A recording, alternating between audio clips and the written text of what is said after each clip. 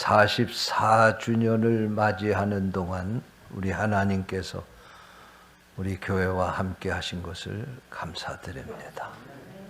또 우리 교회를 위해서 헌신하시다가 천국에 가신 분들도 계시고, 또 멀리 이사 가셔서 우리 교회 나오시지 못하는 분들도 계시고, 또 우리 교회에서 한결같이 신앙생활을 해오시는 많은 성도들, 그 수고와 헌신에 하늘 축복으로 하나님께서 갚아주시기를 원합니다.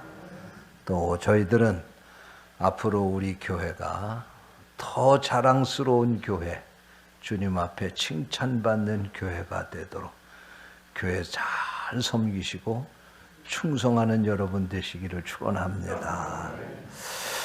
저는 부평제일교회를 개척해서 지난 44년 동안 목회를 하면서 이제 올해가 창립기념주일로는 제 목회의 마지막 설교를 하는 시간이 될 것입니다.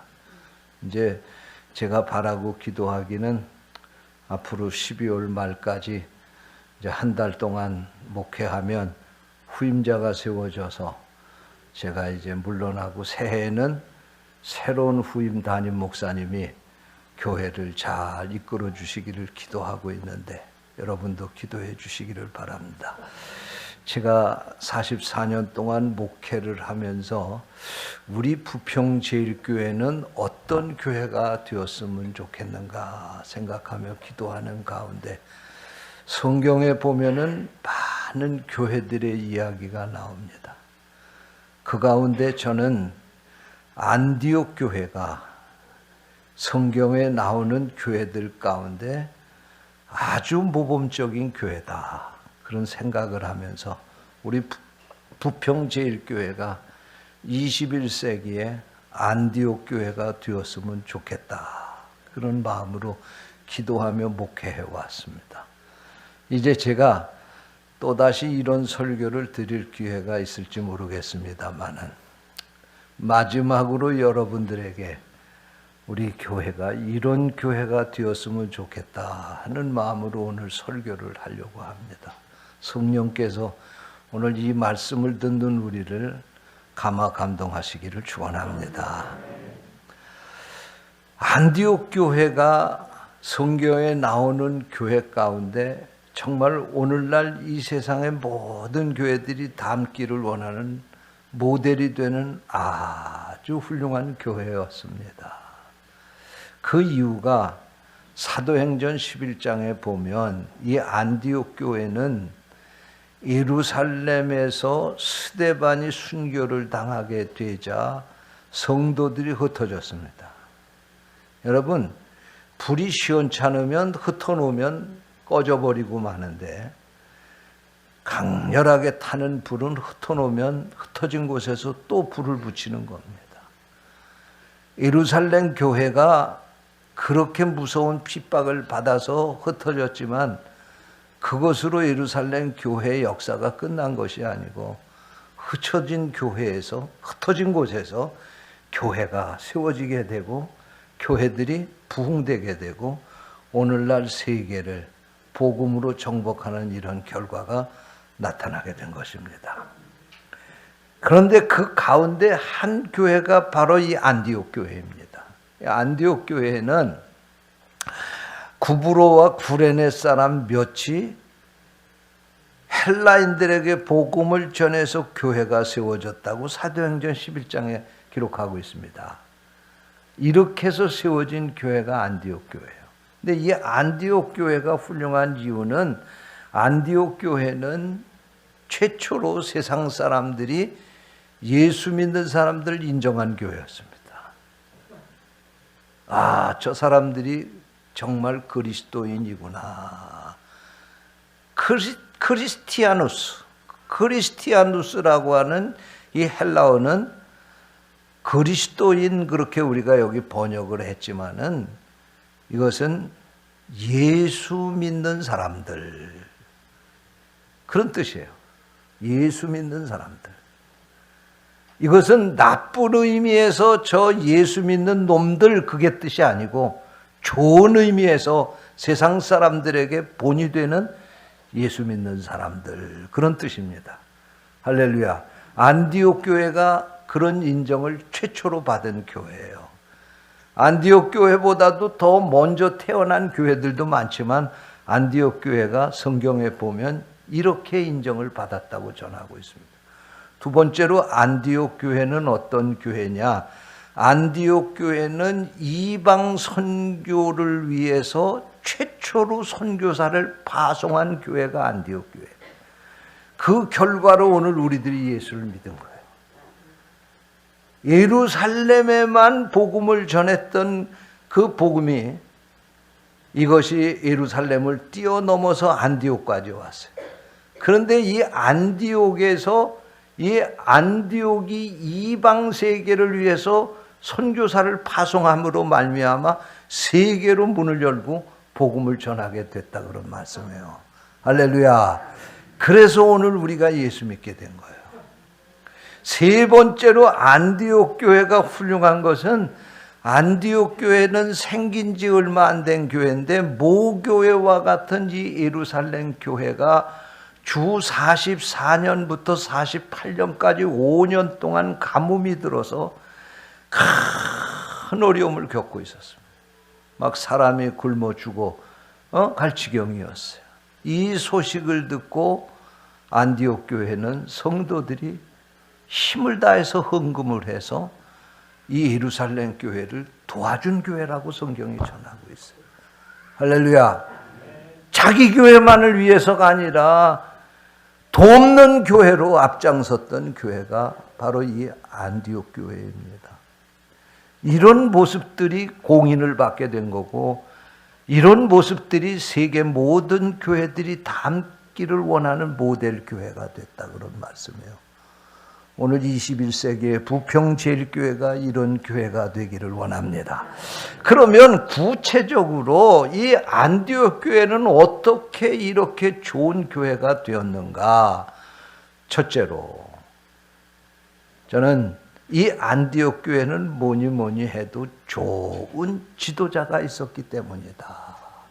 그랬기 때문에 좋은 교회가 될 수 있었다 그런 말씀. 여러분, 세상적으로 말해도 국가에 좋은 지도자가 세워지면 그 나라가 달라지는 거예요. 여러분, 교회도 마찬가지입니다. 교회 지도자가 누구냐에 따라서 그 교회가 달라지는 거예요. 그런데 이 안디옥 교회는 훌륭한 두 지도자가 있었습니다. 그게 누구냐면 바나바라고 하는 지도자와 또 하나는 사울이라고 하는 바울입니다. 이 바나바는 예루살렘 교회에 있었을 때에도 그가 성도들로부터 존경을 받는 그런 사람이었어요. 그래서 예루살렘 교회 성도들이 그에게 별명을 하나 만들어 줬는데 그 이름이 바나바예요. 그래서 이 사람의 이름을 바나바라고 그렇게 부른 거예요. 이 바나바라고 하는 말은 위로의 아들 그런 뜻입니다. 그러니까 이 바나바는 성도들 사이에서 위로가 된 사람이었다 그런 말씀입니다.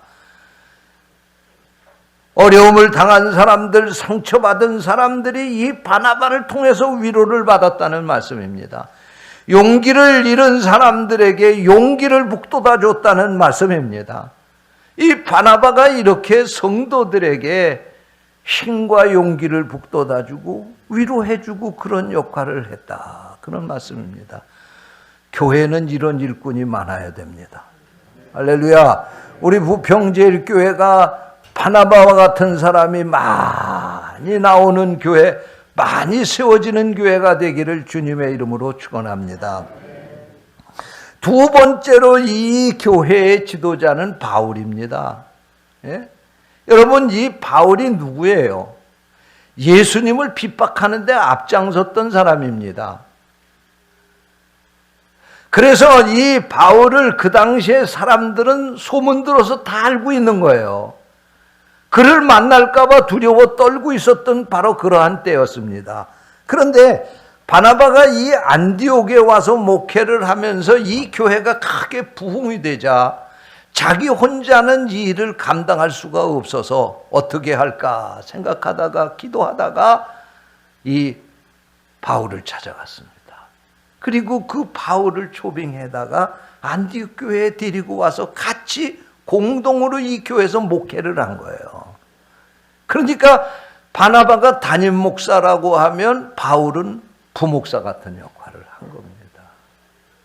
여러분, 바나바가 위대한 역할을 한 것은 세상 사람들은 바울을 의심의 눈초리를 가지고 쳐다보면서 믿지 않았지만 이 바나바는 바울을 올바르게 본 거예요.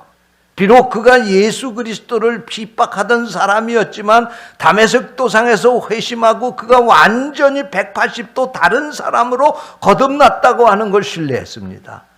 그리고 장차 이 사람을 키우면 앞으로 이 사람이 세계 선교의 큰 역할을 감당할 것이라고 하는 이러한 꿈을 가지고 이 바울을 자기 교회에 초빙을 해가지고 같이 함께 목회를 한 거예요. 그것뿐만이 아니라 여기 보니까 이 교회 지도자 가운데는 시므온이라고 하는 사람이 니게르라는 시므온이라고 나와 있는데 여기 니게르라고 하는 이 말은 영어로 니그로 흑인이라는 뜻이에요. 검다는 뜻입니다. 그러니까 다시 말하면 이 시므온은 흑인이었다 그런 얘기예요. 이렇게 이것을 밝히는 것은 그 당시에 이 사회 흑인이 흔치 않았는데 교회 흑인들 지도자가 흔치 않았는데 이 시므온은 흑인으로 교회 지도자 역할을 했다 그런 말씀입니다. 성서학자들은 이 시므온이 누구냐? 예루살렘에서 예수님이 십자가를 지고 골고다에 올라가시게 될 때 억지로 십자가를 지고 골고다로 올라갔던 구레네 시몬을 가리켜서 여기 이 니게르라고 하는 시몬이라고 그렇게 해석을 합니다. 그러니 이 사람이 얼마나 섬기는 것을 잘 알겠어요. 예수님을 믿고 그가 예수 그리스도의 십자가를 지고 억지로 골고다에 올라갔지만 그때에 그가 예수님을 만나고 예수님을 믿게 되었고 그는 초대교회의 아주 훌륭한 지도자로 그렇게 그 믿음이 자라간 것입니다. 그가 바로 이 교회를 섬기는 일꾼이 됐다고 하면 그는 아마 십자가를 지는 그런 마음으로 누구보다도 자신이 앞장서서 십자가를 지겠다는 그런 심정으로 그런 믿음으로 교회를 섬긴 줄로 믿습니다. 그러기에 이런 섬기는 좋은 일꾼이 교회를 훌륭한 교회로 만든 것입니다. 뿐만 아니라 구레네 사람 루기오라고 하는 사람이 있습니다. 이 사람도 구레네 시몬과 같이 이 교회의 한 지역 출신입니다. 오늘날로 얘기하면 북아프리카의 리비아 지역에 구레네라고 하는 그런 도시가 있었습니다. 거기에서 이 같이 온 사람입니다.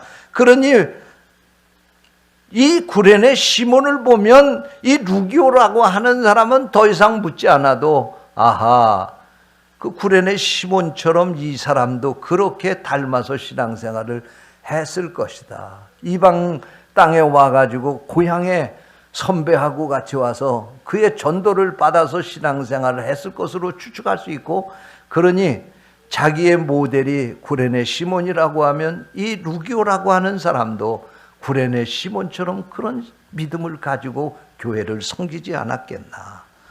그 다음에 또 한 사람, 헤롯의 젖동생 마나엔이라고 하는 사람이 그 교회 지도자였는데 이 사람은 헤롯의 동생입니다. 헤롯과 엄마가 같다는 얘기예요.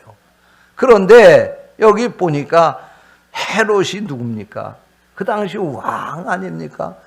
왕의 동생이라고 하면 이 사람은 귀족입니다. 그 당시에 교회에서 귀족들이 신앙생활하고 교회를 섬긴다고 하는 것은 쉽지 않은 일인데 자기의 신분을 초월해서 교회를 섬기고 성도들을 섬기는 그런 일을 한 것을 보게 되면 이 교회는 다양한 종류의 이 지도자들이 교회를 섬겼으며 이들이 헌신적으로 교회를 섬김으로 말미암아 이 안디옥 교회가 세계의 주목을 받는 교회, 주님 앞에 칭찬을 받는 교회, 건강한 교회, 훌륭한 교회로 서지 않았나, 그렇게 생각할 수 있습니다. 사랑하는 성도 여러분, 우리 부평제일교회가 이런 교회가 되기를 원합니다.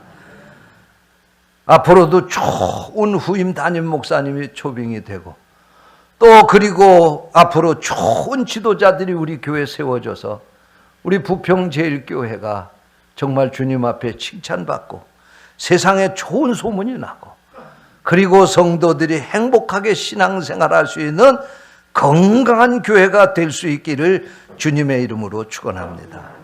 둘째로, 이 안디옥 교회는 하나된 교회였습니다. 이 안디옥 교회를 보게 되면 구성원들이 참 다양했습니다. 본토인들이 있는가 하면 구브로라고 하는 선사람도 있었습니다. 유대인이 있었던가 하면 헬라인이 있었고 이방인들이 있었습니다. 귀족 출신과 평민이 있었습니다. 흑인이 있었고 백인이 있었고 황인종들이 같이 어우러져서 신앙생활하는 교회가 바로 이 안디옥 교회였습니다. 그런데 이 안디옥 교회가 이런 다양한 사람들이 모였음에도 불구하고 하나 되었어요. 하나 되었습니다. 할렐루야. 여러분, 교회는 이 세상의 어떠한 공동체보다도 다양성이 있는 공동체입니다. 그런 가운데서 좋은 교회, 건강한 교회는 이 다양한 속에서도 일치가 된 교회입니다. 하나 된 교회가 바로 건강한 교회이고 능력 있는 교회인 것입니다. 다양한 사람들이 모여서 교회를 이루지만 그 교회에서 성령 안에서 하나가 되어야지만 그 교회가 건강한 교회가 될 수 있고 성도들이 행복하게 신앙생활을 할 수 있는 교회가 되는 것입니다. 다양한 사람들이 모였다고 해서 각각 자기의 목소리를 낸다고 하면, 끼리끼리 뭉쳐가지고 분열을 일으킨다고 하면 그 교회는 좋은 공동체가 될 수 없습니다. 하나가 되기 위해서는 먼저 섬길 줄 알아야 합니다. 상대방을 아낄 줄 알아야 됩니다. 참을 줄 알아야 됩니다. 그리고 양보할 줄 알아야 됩니다. 그래야지만 하나가 될 수 있는 것입니다. 사탄은 지금도 끊임없이 교회를 분열시키려고 사람들을 유혹하고 있습니다. 그러나 성령은 하나 되기를 원하십니다. 다양한 사람들이 모여서 한 교회를 이루어야 우리 모두가 행복하게 신앙생활 할 수 있는 것입니다. 하나 되기 위해서 서로를 양보하고 상대를 아끼고 이해할 줄 아는 그런 우리 부평제일교회가 되시기를 주님의 이름으로 축원합니다. 우리 교회는 지난 44년 동안 한 번도 분열이 없었던 교회입니다. 앞으로도 새로운 담임자 모시고 분열 없이 예수님 오시는 그날까지 하나 되어 가는 우리 부평제일교회 되기를 주님의 이름으로 축원합니다. 셋째로, 이 안디옥 교회가 훌륭한 교회였던 것은 교회 사명에 충성한 교회였기 때문에 그렇습니다. 오늘 본문 2절 3절 말씀입니다. 주를 섬겨 금식할 때에 성령이 이르시되 내가 불러 시키는 일을 위하여 바나바와 사울을 따로 세우라 하시니 이에 금식하며 기도하고 두 사람에게 안수하여 보내니라. 여러분, 이 말씀이 무슨 말씀입니까? 이 말씀 속에는 놀라운 사실을 발견하게 됩니다. 이 말씀이 이런 겁니다. 어느 날 성도들이 기도하는데 성령께서 이 안디옥 교회에 나타나셨습니다. 그리고 그가 말씀하시는 것입니다. 너희 교회 담임 목사인 바나바와 부목사인 바울을 선교사로 파송하거라. 그렇게 성령께서 말씀하시는 거예요. 여러분, 이 교회가 지금 이 두 분이 앞장서서 목회를 함으로 말미암아 교회가 성장을 하고 있는데 갑자기 성령께서 말씀하시기를 담임 목사와 부목사 선교사로 파송하라 그러시는 거예요. 그러면 이 교회 얼마나 난리가 나야 되겠어요. 어떤 사람은 야, 그건 성령이 하시는 소리가 아니야. 네가 헛개비 소리를 들은 거야. 그러지 않겠습니까? 또 여러분, 그때까지만 해도 선교사를 파송한다고 하는 게 뭔지도 모르던 시대입니다. 그런데 여러분, 선교사를 파송하는 게 그분들을 내보내는 것으로 끝나는 것이 아니라 그분들이 선교를 할 수 있도록 기도하고 후원해야 될 거 아니겠어요? 예? 여러분, 선교사 한 사람을 내보낸다고 하는 것은 교회가 나가는 겁니다. 거기에는 많은 기도가 필요하고 희생과 헌신이 필요한 겁니다. 성도들이 그런 자세를 갖지 않으면 선교사 파송해서 선교하기 어려운 거예요. 그런데 놀라운 사실은요, 성령께서 그렇게 시키는데 이들이 어떻게 했다고 그래요? 금식하며 기도하고 두 사람에게 안수하여 보내죠. 무슨 지문에 열었다는 얘기 아니야? 예? 무슨 모여가지고 의논하고 큰일 났다, 이거 어떻게 할 거냐? 그리고는 찬반 양론을 가지고 격돌해서 표결했다는 얘기가 아니에요. 그래, 성령께서 시키시면 해야지. 우리 교회 담임 목사님, 부목사님이 없다 할지라도 성령께서 더 큰 일을 위해서 이 일을 시키시니 순종해야지. 우리 교회보다도 세계 선교를 위해서 하는 일이 더 중요하니 주의 뜻에 순종해야지. 그리고 한마음 한뜻이 되어서 이 말씀에 순종해서 바울과 바나바를 선교사로 파송한 교회가 안디옥 교회입니다. 여러분, 우리 교회는 선교에 앞장서는 교회로 자리매김하고 있습니다. 그래도 우리 한국교회에서 부평제일교회 그러면 누구든지 선교 많이 하는 교회로 소문난 교회입니다. 부족하지만 부족한 종이 기독교 대한감리의 세계 선교협의회, 세계 선교사들을 파송한 84개 국가에 1340명을 파송한 그 선교사들을 돕고 그들을 지원하는 일에 앞장선 최고 지도자로 세운 교회가 부평제일교회입니다. 여러분, 우리 교회는 앞으로도 어떤 후임자가 와도 이런 교회의 이 모습을 가지고 예수님 오시는 그날까지 신앙생활하고 충성하는 교회가 되어야 할 줄로 믿습니다. 교회가 박물관과 같이 건물을 자랑하는 교회가 되어서는 안 되고요, 교회가 현상 유지나 하기 위해 급급한 교회가 되어서는 안 됩니다. 선교사를 파송하고 지원하는 일이 어렵고 힘든 일이라 할지라도 이것이 교회의 사명이기 때문에 여기에 충성하는 교회가 될 때 그 교회가 건강한 교회요, 주님이 기뻐하시는 교회가 될 줄로 믿습니다. 저 2000년 전에는 수리아 안디옥에 안디옥 교회가 있었다고 하면 21세기에는 대한민국 인천광역시 계양구, 이 계양구 안에 우리 부평제일교회가 안디옥 교회와 같이 소문나고 쓰임받는 그런 교회가 되시기를 주님의 이름으로 축원합니다. 기도하겠습니다. 하나님 아버지, 감사합니다. 우리 부평제일교회를 세워주시고 지난 44년 동안 우리 교회와 함께 하신 것을 감사를 드립니다. 우리 교회가 생명 걸고 선교하는 데 앞장서 왔습니다. 이것이 바로 21세기에 이 세상의 안디옥 교회를 회복하는 일이라고 믿기에 이 일에 충성했습니다.